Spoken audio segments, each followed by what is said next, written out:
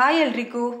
ಇವತ್ತು ನಾನು ಸುಬ್ರಹ್ಮಣ್ಯ ಷಷ್ಠಿಗೆ ಮಾಡುವ ಕೊಂಕಣಿ ಸ್ಪೆಷಲ್ ಹೆಸರು ಕಾಳಿನ ಕಿಚಡಿ ರೆಸಿಪಿಯನ್ನು ನಿಮ್ಮ ಜೊತೆ ಶೇರ್ ಮಾಡ್ತಾ ಇದ್ದೇನೆ. ಈಗ ಈ ರೆಸಿಪಿಯನ್ನು ಮಾಡುವ ವಿಧಾನ ನೋಡೋಣ. ಪ್ಯಾನ್ಗೆ 1 ಗ್ಲಾಸ್ ಹೆಸರು ಕಾಳನ್ನು ಹಾಕಿ ಸಣ್ಣ ಉರಿಯಲ್ಲಿ ಕೆಂಪಗಾಗುವ ತನಕ ಫ್ರೈ ಮಾಡಬೇಕು. ಇದು ಫ್ರೈ ಆಗ್ತಿದ್ದಂತೆ ಒಳ್ಳೆ ಪರಿಮಳ ಬರ್ತದೆ. ಒಂದು ವೇಳೆ ಸ್ಪ್ಲಿಟ್ ಹೆಸರು ಕಾಳು ಇದ್ರೆ ಅದನ್ನೇ ಹುರಿದು ಉಪಯೋಗಿಸಿದ್ರೆ ಕೂಡ ಆಗ್ತದೆ. ಇಷ್ಟು ಫ್ರೈ ಆದ ಮೇಲೆ ಗ್ಯಾಸ್ ಆಫ್ ಮಾಡಿ ತಣ್ಣಗಾಗಲು ಬಿಡಬೇಕು.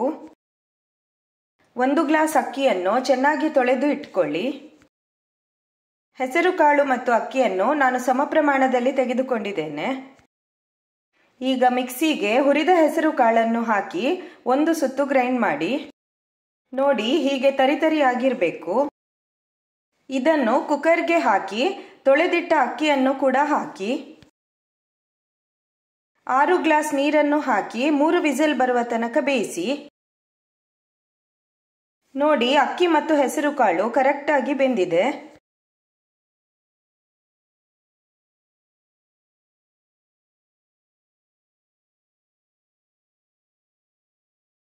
ಈಗ ಇದನ್ನು ಒಂದು ಬಾಣಲೆಗೆ ಹಾಕಿ ಸ್ವಲ್ಪ ನೀರು ಮತ್ತು 1 ಕಪ್ ಬೆಲ್ಲ ಹಾಕಿ.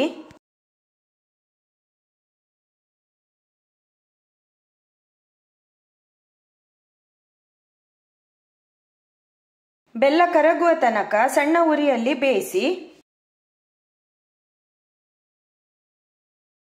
ಉರಿ ದೊಡ್ಡದು ಮಾಡಿದ್ರೆ ತಳ ಹಿಡಿತದೆ. ಇದಕ್ಕೆ ಖರ್ಜೂರವನ್ನು ಕಟ್ ಮಾಡಿ ಹಾಕಿ. ಇದು ಆಪ್ಷನಲ್, ಹಾಕಲೇಬೇಕು ಅಂತ ಏನಿಲ್ಲ. ಹಾಕಿದ್ರೆ ರುಚಿ ಇನ್ನೂ ಚೆನ್ನಾಗಿರ್ತದೆ.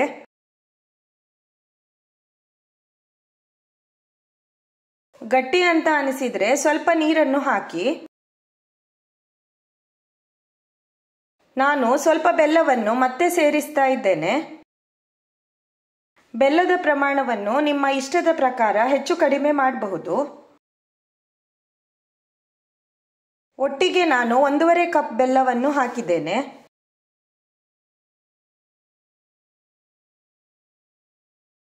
ಕುದಿ ಬರುವಾಗ 2 ರಿಂದ 3 ಸ್ಪೂನ್ ತುಪ್ಪವನ್ನು ಹಾಕಿ.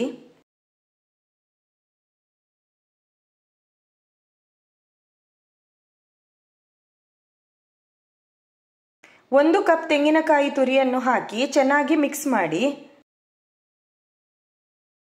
ತೆಂಗಿನಕಾಯಿ ತುರಿ ಜಾಸ್ತಿ ಹಾಕಿದಷ್ಟು ರುಚಿ ಚೆನ್ನಾಗಿರ್ತದೆ.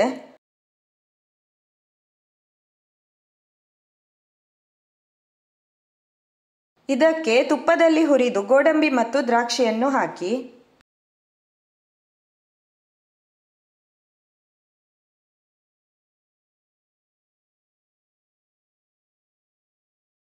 ಕೊನೆಯಲ್ಲಿ ಸ್ವಲ್ಪ ಏಲಕ್ಕಿ ಪುಡಿಯನ್ನು ಹಾಕಿ ಮಿಕ್ಸ್ ಮಾಡಿ ಗ್ಯಾಸ್ ಆಫ್ ಮಾಡಿ.